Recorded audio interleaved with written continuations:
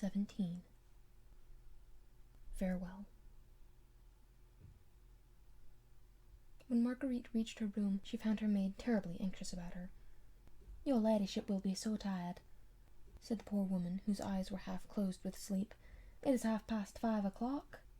"Ah, yes, Louise, I dare say I shall be tired presently," said Marguerite kindly. "But you are very tired now, so go to bed at once. I shall get into bed alone." "But, milady—" "Now don't argue, Louise, but go to bed. Give me a wrap and leave me alone." Louise was only too glad to obey. She took off her mistress's gorgeous ball dress and wrapped her up in a soft billowy gown. "Does your ladyship wish for anything else?" she asked when that was done. "No, nothing more. Put out the lights as you go out." "Yes, my lady. Good night, my lady." "Good night, Louise." When the maid was gone, Marguerite drew aside the curtains and threw open the windows. The garden and the river beyond were flooded with rosy light. Far away to the east, the rays of the rising sun had changed the rose to vivid gold. The lawn was deserted now, and Marguerite looked down upon the terrace where she had stood a few minutes ago, trying vainly to win back a man's love which once had been so wholly hers. It was strange that through all her troubles, all her anxiety for Armand, she was mostly conscious at that moment of a keen and bitter heartache. Her very limbs seemed to ache with longing for the love of a man who had spurned her, who had resisted her tenderness, remained cold to her appeals, and had not responded to the glow of passion which had caused her to feel and hope that those happy olden days in Paris were not all dead and forgotten. How strange it all was! She loved him still. And now that she looked back upon those last few months of misunderstandings and of loneliness, she realized that she had never ceased to love him. That deep down in her heart she had always vaguely felt that his foolish inanities, his empty laugh, his lazy nonchalance, were nothing but a mask, that the real man, strong, passionate, willful, was there still. The man she had loved, whose intensity had fascinated her, whose personality attracted her. Since she always felt that behind his apparently slow wits there was a certain something which he kept hidden from all the world, and most especially from her. A woman's heart is such a complex problem. The owner thereof is often most incompetent to find the solution of this puzzle. Did Marguerite Blakeney, the cleverest woman in Europe, really love a fool? Was it love that she had felt for him a year ago when she married him? Was it love she felt for him now that she realized that he still loved her, but that he would not become her slave, her passionate, ardent lover once again? Nay, Marguerite herself could not have told that. Not at this moment, at any rate. Perhaps her pride had sealed her mind against a better understanding of her own heart. But this she did know, that she meant to capture that obstinate heart back again, that she would conquer once more, and then that she would never lose him. She would keep him, keep his love, deserve it and cherish it. For this much was certain, that there was no longer any happiness possible for her without that one man's love. Thus the most contradictory thoughts and emotions rushed madly through her mind. Absorbed in them, she had allowed time to slip by. Perhaps, tired out with long excitement, she had actually closed her eyes and sunk into a troubled sleep, wherein quickly fleeting dreams seemed but the continuation of her anxious thoughts, when suddenly she was roused from dream or meditation by the noise of footsteps outside her door. Nervously she jumped up and listened. The house itself was as still as ever. The footsteps had retreated. Through her open window the brilliant rays of the morning sun were flooding her room with light. She looked up at the clock. It was 6:30, too early for any of the household to be already astir. She certainly must have dropped asleep, quite unconsciously. The noise of the footsteps, also of hushed, subdued voices, had awakened her. What could they be? Gently, on tiptoe, she crossed the room and opened the door to listen. Not a sound. That peculiar stillness of the early morning, when sleep with all mankind is at its heaviest.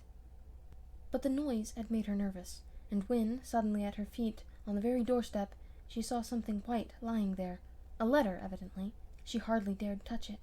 It seemed so ghost-like. It certainly was not there when she came upstairs. Had Louise dropped it? Or was some tantalizing spook at play, showing her fairy letters where none existed? At last, she stooped to pick it up, and, amazed, puzzled beyond measure, she saw that the letter was addressed to herself in her husband's large, business-like-looking hand. What could he have to say to her in the middle of the night which could not be put off until the morning? She tore open the envelope and read, "A most unforeseen circumstance forces me to leave for the north immediately, so I beg your ladyship's pardon if I do not avail myself of the honour of bidding you good-bye. My business may keep me employed for about a week, so I shall not have the privilege of being present at your ladyship's water party on Wednesday. I remain your ladyship's most humble and most obedient servant, Percy Blakeney." Marguerite must suddenly have been imbued with her husband's slowness of intellect, for she had perforce to read the few simple lines over and over again before she could fully grasp their meaning. She stood on the landing, turning over and over in her hand this curt and mysterious epistle, her mind a blank, her nerves strained with agitation, and a presentiment she could not very well have explained. Sir Percy owned considerable property in the north, certainly, and he had often before gone there alone and stayed away a week at a time. But it seemed so very strange that circumstances should have arisen between 5 and 6 o'clock in the morning that compelled him to start in this extreme hurry. Vainly she tried to shake off an unaccustomed feeling of nervousness. She was trembling from head to foot. A wild, unconquerable desire seized her to see her husband again at once, if only he had not already started. Forgetting the fact that she was only very lightly clad in a morning wrap, and that her hair lay loosely about her shoulders, she flew down the stairs, right through the hall towards the front door. It was, as usual, barred and bolted, for the indoor servants were not yet up, but her keen ears had detected the sound of voices and the pawing of a horse's hoof against the flagstones. With nervous, trembling fingers, Marguerite undid the bolts one by one, bruising her hands, hurting her nails, for the locks were heavy and stiff, but she did not care. Her whole frame shook with anxiety at the very thought that she might be too late, that he might have gone without her seeing him and bidding him Godspeed. At last she had turned the key and thrown open the door. Her ears had not deceived her. A groom was standing close by, holding a couple of horses. One of these was Sultan, Sir Percy's favourite and swiftest horse, saddled ready for a journey. The next moment Sir Percy himself appeared round the further corner of the house and came quickly towards the horses. He had changed his gorgeous ball costume, but was, as usual, irreproachably and richly apparelled, in a suit of fine cloth, with lace jabot and ruffles, high-top boots, and riding breeches. Marguerite went forward a few steps. He looked up and saw her. A slight frown appeared between his eyes. "You are going?" she said quickly and feverishly. "Whither?" "As I have had the honour of informing your ladyship, urgent, most unexpected business calls me to the north this morning," he said in his usual cold, drawly manner. "But your guests tomorrow?" "I have prayed your ladyship to offer my humble excuses to his royal highness. You are such a perfect hostess. I do not think that I shall be missed." "But surely you might have waited for your journey until after our water party," she said, still speaking quickly and nervously. "Surely the business is not so urgent. And you said nothing about it just now." "My business, as I had the honour to tell you, madame, is as unexpected as it is urgent. May I, therefore, crave your permission to go? Can I do aught for you in town? On my way back?" No, thanks. Nothing. But you will be back soon?" "Very soon." "Before the end of the week?" "I cannot say." He was evidently trying to get away, whilst she was straining every nerve to keep him back for a moment or two. "Percy," she said, "will you not tell me why you go today? Surely I, as your wife, have the right to know. You have not been called away to the north. I know it. There were no letters, no couriers from there before we left for the opera last night, and nothing was waiting for you when we returned from the ball.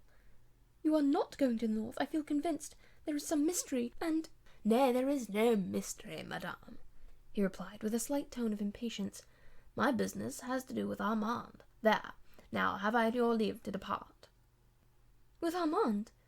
But you will run no danger?" "Danger? I? Nay, madame, your solicitude does me honour. As you say, I have some influence. My intention is to exert it before it be too late." "Will you allow me to thank you at least?" "Nay, madame," he said coldly. "There is no need for that. My life is at your service, and I am already more than repaid." "And mine will be at yours, Sir Percy, if you will but accept it in exchange for what you do for Armand." she said as, impulsively, she stretched out both her hands to him. "There, I will not detain you. My thoughts go with you. Farewell." How lovely she looked in this morning sunlight, with her ardent hair streaming around her shoulders. He bowed very low and kissed her hand. She felt the burning kiss, and her heart thrilled with joy and hope. "You will come back?" she said tenderly. "Very soon," he replied, looking longingly into her blue eyes. "And you will remember?" she asked as her eyes, in response to his look, gave him an infinity of promise. "I will always remember, madame, that you have honored me by commanding my services." The words were cold and formal, but they did not chill her this time. Her woman's heart had read his, beneath the impassive mask his pride still forced him to wear. He bowed to her again, then begged her leave to depart. She stood to one side whilst he jumped onto Sultan's back. Then, as he galloped out of the gates, she waved him a final adieu. A bend in the road soon hid him from view. His confidential groom had some difficulty in keeping pace with him, for Sultan flew along in response to his master's excited mood. Marguerite, with a sigh that was almost a happy one, turned and went within. She went back to her room, for suddenly, like a tired child, she felt quite sleepy. Her heart seemed all at once to be in complete peace, and though it still ached with undefined longing, a vague and delicious hope soothed it as with a balm. She felt no longer anxious about Armand. The man who had just ridden away, bent on helping her brother, inspired her with complete confidence in his strength and in his power. She marveled at herself for having ever looked upon him as an inane fool. Of course that was a mask worn to hide the bitter wound she had dealt to his faith and to his love. His passion would have overmastered him, and he would not let her see how much he still cared and how deeply he suffered.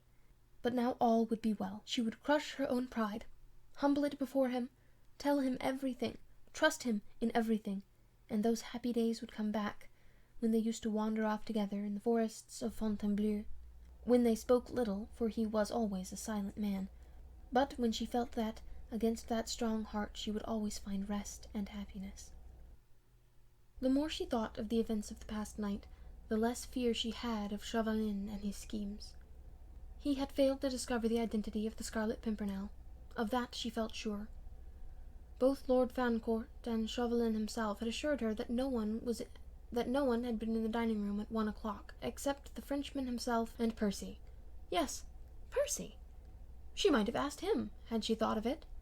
Anyway, she had no fears that the unknown and brave hero would fall into Chauvelin's trap. His death, at any rate, would not be at her door. Armand certainly was still in danger, but Percy had pledged his word that Armand would be safe, and somehow, as Marguerite had seen him riding away, the possibility that he could fail in whatever he undertook never even remotely crossed her mind. When Armand was safely over in England, she would not allow him to go back to France. She felt almost happy now, and, drawing the curtains closely together to shut out the piercing sun, she went to bed at last, laid her head upon the pillow, and, like a weary child, soon fell into a peaceful and dreamless sleep.